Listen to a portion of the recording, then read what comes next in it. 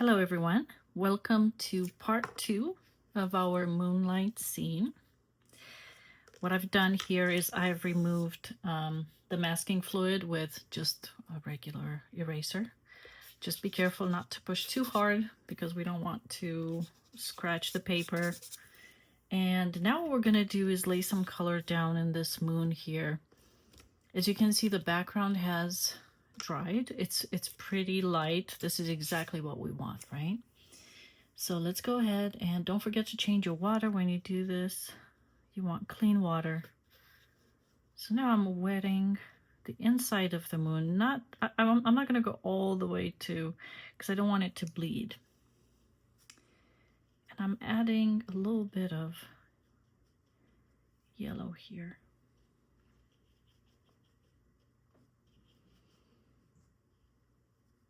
Okay. And as you know, the moon has some gray. So we're going to be incorporating that as well. Don't worry about if you're making it perfect. It's not an astronomy lesson here. We're just gonna pretend we know what this looks like. I'm good with that. Okay, I want to let this dry because I may add more, but as you know, with watercolors, less is more.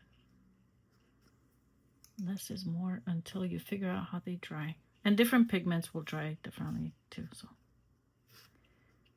All right, I'm pretty satisfied with this.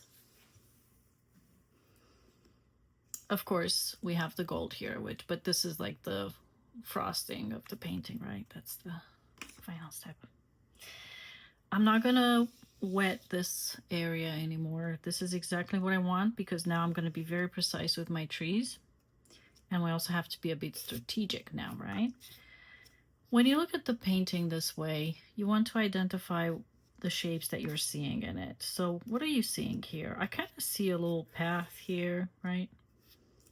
I see some rocks here. So I will take advantage of the way the watercolor has spread, the pigment has spread, and turn that into what will appear to be intentional at the end, right? So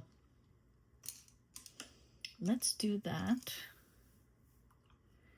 So I'm just going to wet this area here, which I think would look good with a little brown. See, I'm making this painting already. Sorry, guys. I'm complicating it a little bit, but it's not that bad. These are some rocks here, right? And I want to create the illusion. I don't really want to go in and make it super complicated, but we have an opportunity here with the way the pigment has spread out. So we can put a few rocks. Just a little bit.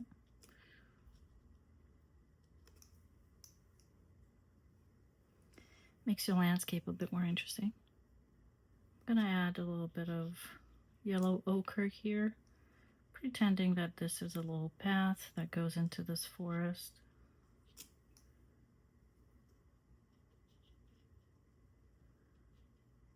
Leave some things to the imagination. We don't want to be too precise with any of this. A painting should take you to a place in your mind, right?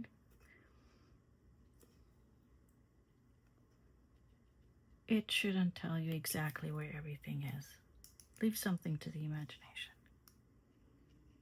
Okay, I feel good with this. I'm gonna add a bit of reddish brown here. Maybe a little bit here. So now that I know where well, now this requires a little black because it's further in the back, so you do want to keep in mind shadows are important. So now that I have this down, I can start working on the trees. And for the trees, I'm going to use this. It has a very precise tip here, so I still want 3 layers of trees. So this is our first layer. The second one will be darker trees than these, right? And then the front trees should be a bit, I don't want to say black, but maybe like a super dark green. But let's start with this.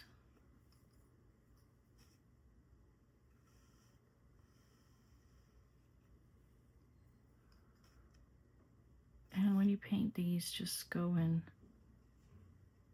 just like so. I know this looks a bit intimidating, but I promise with practice you'll get it.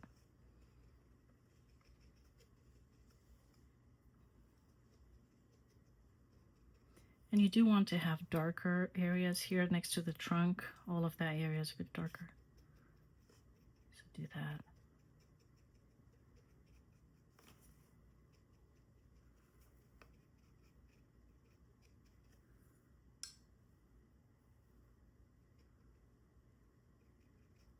So as you can see now, because we're painting wet on dry, the pigment is not spreading around anymore, and I don't want it to, because I want this to be defined, right? And I'm going to add a little black here on the trunk because it is darker, and a little bit of black next to the trunk.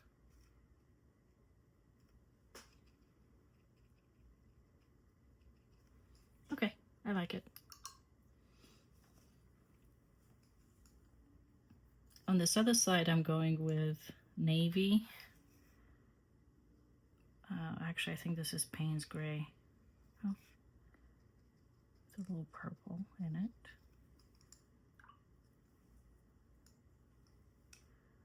Do you know that Payne's Gray is the best substitute you can get for black? This actually is purple, but it looks pretty dark. It's so nice to use instead of black, like pure black. And if you mix it with blue, it gives you like that dark gray, like bluish gray, that you can use for water or other things. Okay, I'm good with this too.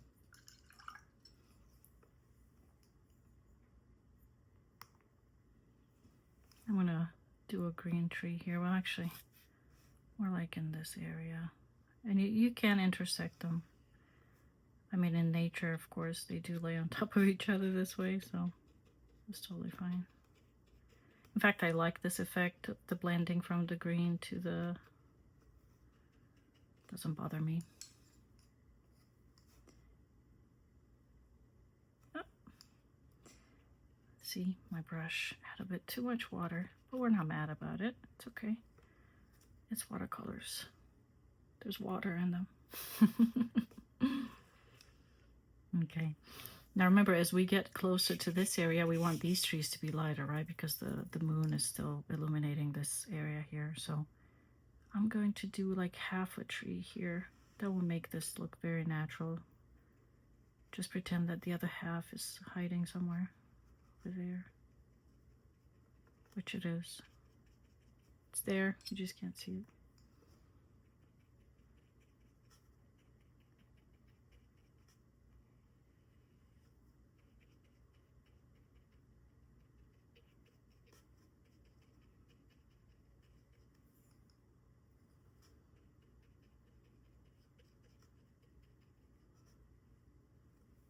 All right. A little bit more black here. Closer to the trunk.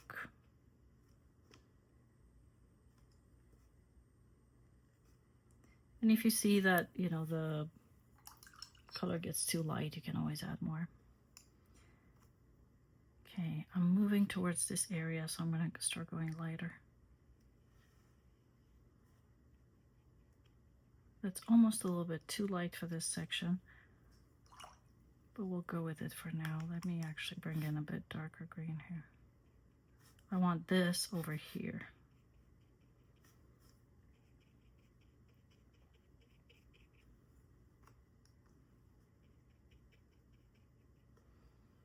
And actually this side should be darker because it's in the shadow.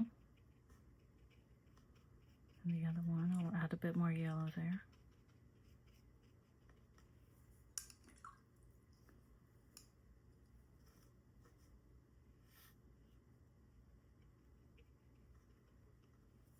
Okay, it's coming along nicely, isn't it? I'm thinking I want more blue in this section here. Bluish grays. That's indigo. Beautiful color. I use it a lot for mountains as well.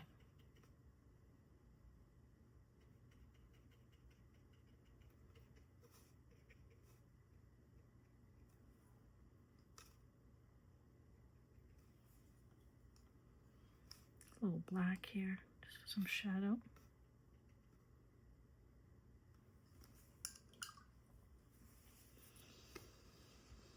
All right, we are getting there. Let's pile on some of these other trees here. Now we're moving into lighter greens.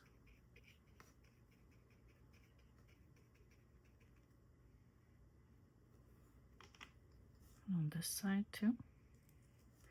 And you can even go up here.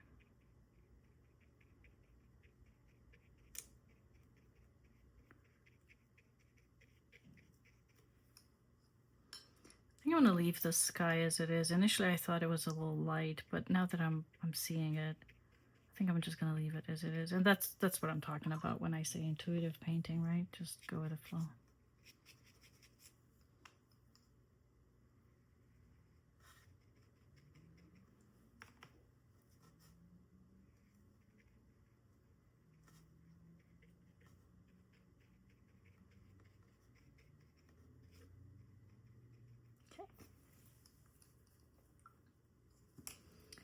I do have a much lighter green, which I will start using now.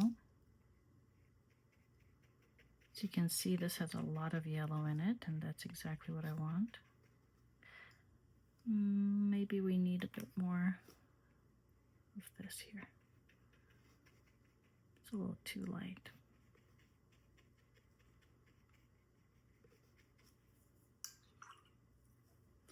And I will also do a little bit of bluish green in this area because I do want some variety here of color. I'm debating if I should make this a little darker. I think I will. And then do more yellow here.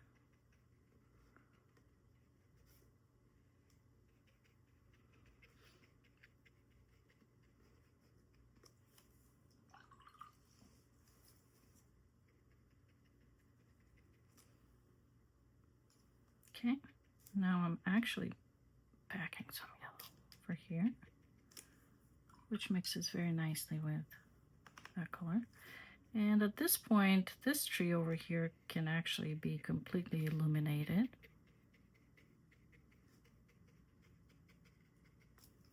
Because it's right under that moonlight, okay? All right. We're gonna let this dry. I know I keep saying that, but that's how this works. I'm adding a bit more brown here where these rocks are, just to tie it together with the trunks of these trees as well.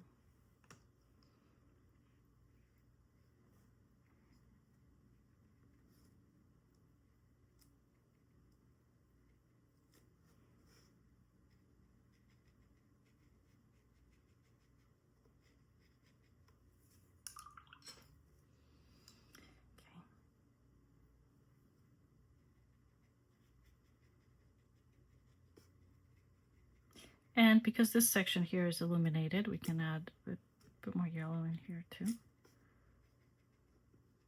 These little pebbles are. I'm going to use a little black too. To build on these rocks.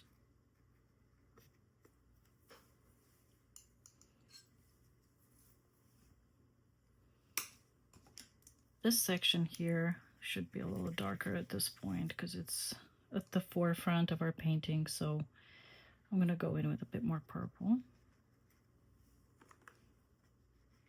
Make it darker.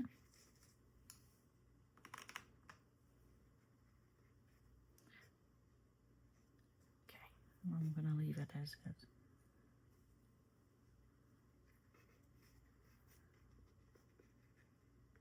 All right. Well, I feel pretty good about this. I do want to add some gold into our, I need more water here. Do want to add some gold here inside this moon.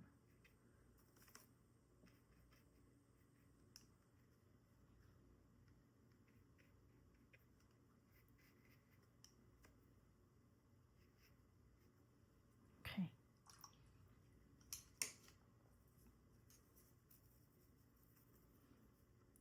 And a little bit here where the light hits these trees.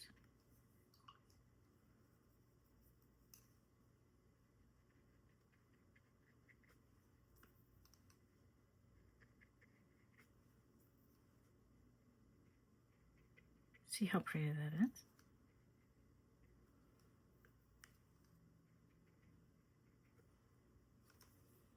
Right, now I want to add some stars, and I think I'm gonna make them blue. Here's how I do stars. So I take this little fan brush, put water in here,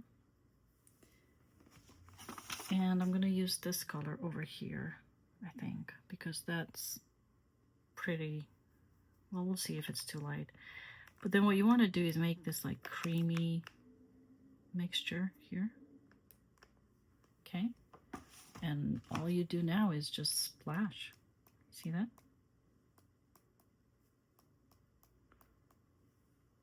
And you'll need more. So now we have these splashes on the trees, and even if it's not perfect, don't you worry about it. They will be snow or stars or whatever we want them to be. It's your painting.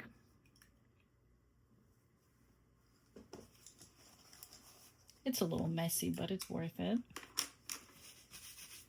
All right. At this stage, I feel like this painting is pretty much done. There's always a risk of overdoing things, and I've taken that risk before. Maybe I want to add,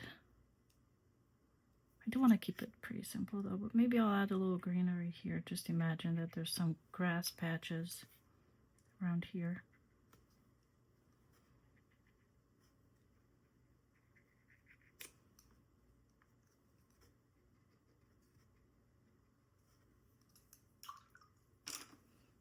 And next to a grass patch, there's always a little dirt, like this.